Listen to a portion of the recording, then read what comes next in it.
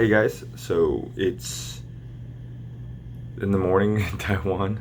I'm in Taiwan now. I spent a week in Japan. I couldn't really make videos in Japan because I was moving around a lot, staying at a bunch of different friends' places, and you've got really thin walls in Japan, so you really can't go around like talking very loud, especially in the morning, especially late at night. I didn't want to be, and also I was kind of staying with people that weren't like I think they could have guests, but also it was one of those things where they didn't really want to make it public. And it's so out of respect to the people who I was staying with, I didn't want to be like do stuff that would potentially get them in trouble. So now I'm in Taiwan. Now I'm in a hotel. I have much better internet here, uh, so it's fine for me to make videos. Talking about Japan, you probably heard me talk about this in other scenarios, but um, I really love how in Japan I feel like there's such a structure in life, which is not like here when I'm in America, because everything in Japan you have to do kind of like on a timetable. Like, well, let's say Tokyo specifically, because my life has been every time I go to Japan, it's mostly in Tokyo, but you have to kind of base everything around the train schedules, right? So public transportation is a big thing. You have to take the trains. The trains are mostly on time, but unlike America, like in America, if you want to go somewhere, you're like, okay, it's going to take 40 minutes to get there. Okay, so if I got to be there at 3, then I'll leave at 2:15 or something, and then you just go. You could do everything last minute, and then 2:15, get up and go. But it's not like that in Tokyo. At least my life in Tokyo, just being a person who's visiting, not living there. It's like, oh, okay, I need to be there at 3, so I got to look at the train schedule, and the train schedule. If everything goes perfect, and I'm not late, and I walk to the station in time, because there's so many different like things to consider. Like, first of all, where you're staying, how far it is to the train station, how far you got to walk. Okay, then you have to that train leaves at a certain time to get to another thing. Now, do you have a transfer? Okay, you have to transfer a different train. But how much time do you have between that transfer? Some transfers are like 10 minutes long.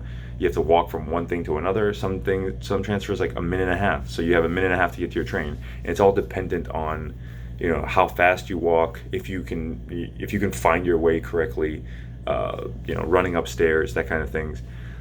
There's all these little things in the plot point from when you leave to when you get there, and it's one of those things too where it's like if you miss a train or if you're late for something, bam, it's not like, oh, I'm late 5 minutes, well, that means I'm late 5 minutes for my uh, appointment. No, like if you're late 5 minutes one place and you miss a train, it could potentially be a 15, 20, 30-minute delay, and now you're 30 minutes late for your appointment versus when all it was is like 2 seconds.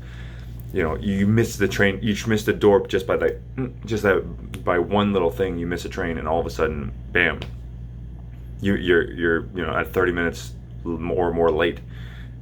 So it's when I first started coming to Japan, I had a real big problem with it because I was very procrastinating, procrastinated. I procrastinate a lot, and so I'm very one of those people who like wants to get everything last minute done. I want to just fit one more thing. One more thing. There's been times when like I had to be at the airport at a certain time, and I'm sitting there doing the dishes last minute, and my friend's like, "Dude, we got to be at the airport. Like, what the hell are you doing dishes for? I just want to give that one last thing." And like when I first started traveling in Japan, I was always late all the time. People were always waiting on me, and it's just one of those things that I had like through years and years and years of practice. I've gotten better, and now like it's one of those things where I like it because also one of my problems is I don't like to say I'm indecisive anymore, but there was a time when I was really indecisive, and so it's one of those things where like, do I want to do this, do I want to do that, and think about it. And now it's just like, dude, look, you have no choice, you got to go now. You have to be somewhere at some time, you got to go now. Yeah, and it's the same thing with like staying out late too. Like sometimes you want to stay out late, but it's like, oh, trains are going to stop at midnight, so if you're not on that train, you're not going home tonight, you're staying out. So I mean, yeah, that's one thing I really love about being in Tokyo. I don't know if it would be different if I were there for like an extended period of time, like more than, a few weeks. When I did my homestay back in 2010, I was there for like 3 months, but I was 3 months out in like Fukuoka, like Oita prefecture. So I mean, it's not nearly, they rely on cars a lot more heavily outside of metropolitan areas. So it was a completely different life experience. I rode a bike a lot too. So yeah, I don't know. I don't know if you guys find that interesting talking about Japan. That's, yeah, just something I super appreciate when I come to Japan, and I kind of wish it was like that in America.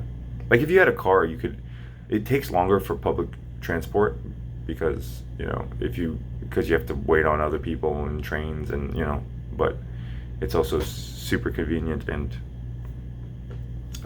I think it's fun. I love running around for trains and trying to catch trains and feeling active and moving about versus just sitting in a car and like driving all the time. So yeah, that's my video for today. If you have any questions, leave them. I'll try to answer them the best I can. I always try to respond to comments. So talk to you guys tomorrow.